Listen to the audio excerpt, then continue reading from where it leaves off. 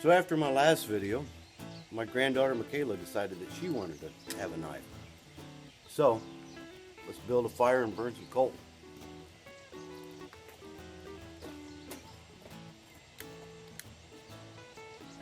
So what do you think? Too early to be getting hammered this morning? Let's see.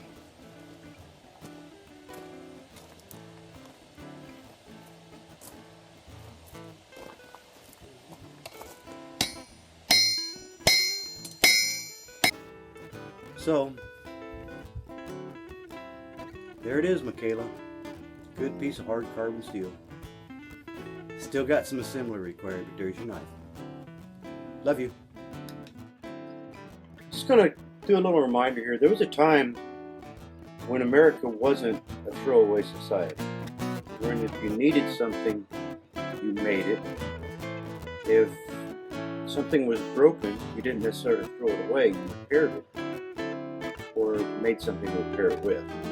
A lot of the things that you'll see me make are made out of, I'm going to say, reclaimable materials. It's not really a recycle or reuse, it's just a material that I use for something else. I'll take a piece of steel, for instance, and it may be a pin out of something or a shaft out of something and turn it into an entirely different piece of equipment.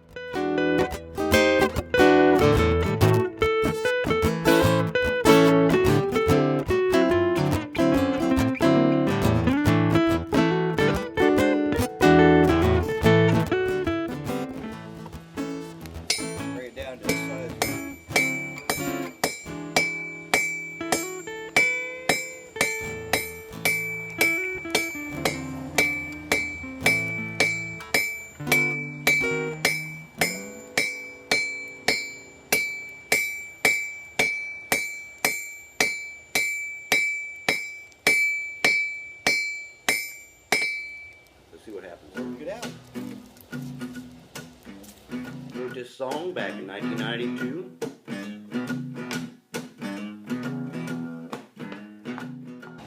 Well, got the baby girl out of the forge. It's kind of rough right now.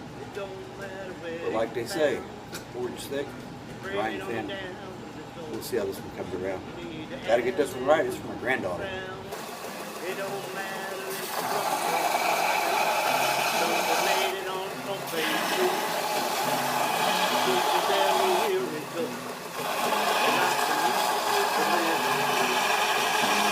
When I come to Tulsa, I had to learn to play it with the blues.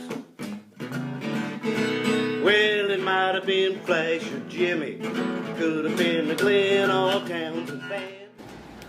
And I just got through quenching my granddaughter's knife, and it appears that it has survived the quench. We'll see how hard it got.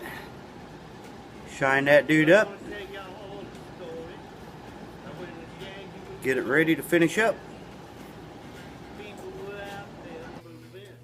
After I got my granddaughter's knife kind of shaped out, a little bit of an edge put on it, it's time to start thinking about some handles on it. Needed something that makes a good set of scales with. So I went into the store and looking around at Hardwoods of Tulsa and didn't find anything, so I went to Woodcrafters. And I found something that kind of caught my eye. I think she'll like. It's a piece of black palm. Got an interesting grain to it. And I think if I seal it good and tight, it's going to work just fine right now. But we'll cut out some scales and see what we can do about making it happen.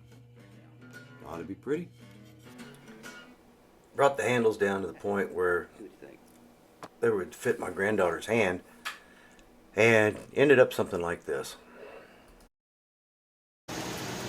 Well, we're getting ready to put parkerizing the rest of the way on this. I did it once to show me where the edge was at. I got it clean and degreased right now. Ready to go back in.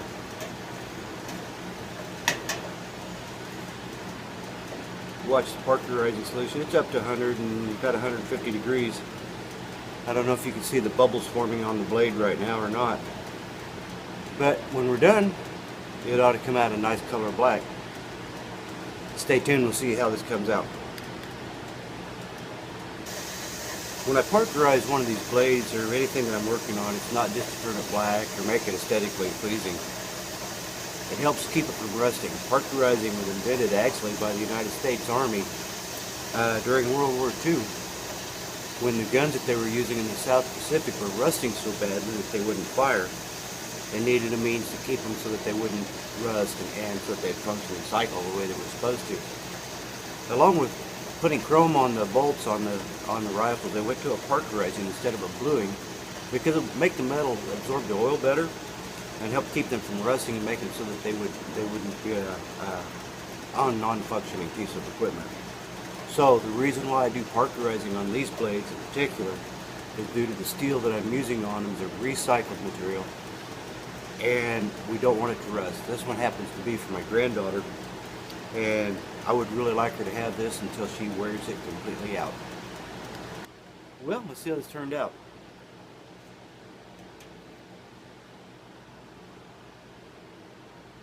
Time for the dewater.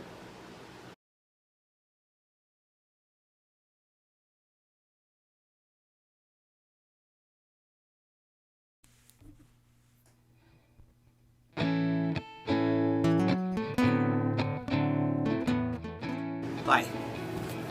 One of the last things I ever expected when I started building knives was to have my granddaughter ask me for a hunting knife.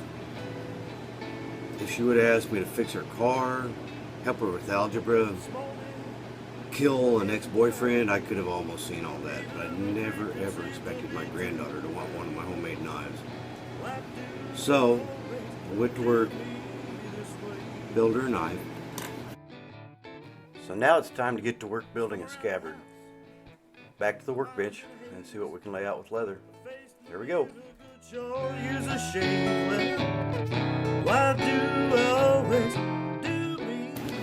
And I just got the scabbard done this morning. So, knowing the terrain she hunts in, I wanted to make sure that this wasn't going to be an easily lost knife. It snaps together like that.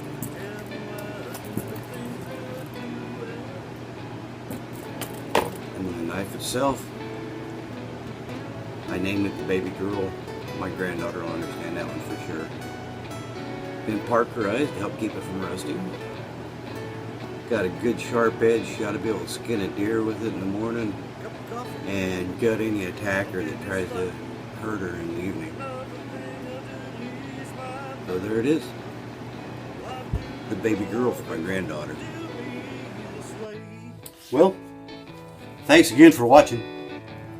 Next time we're going to try to do something doesn't have an edge on it. Guys, remember to take and like or dislike, comment, and subscribe if you like. But until next time, don't be afraid to get your hands dirty. And guys, never be politically correct. We'll talk to you next time around. Have a good time.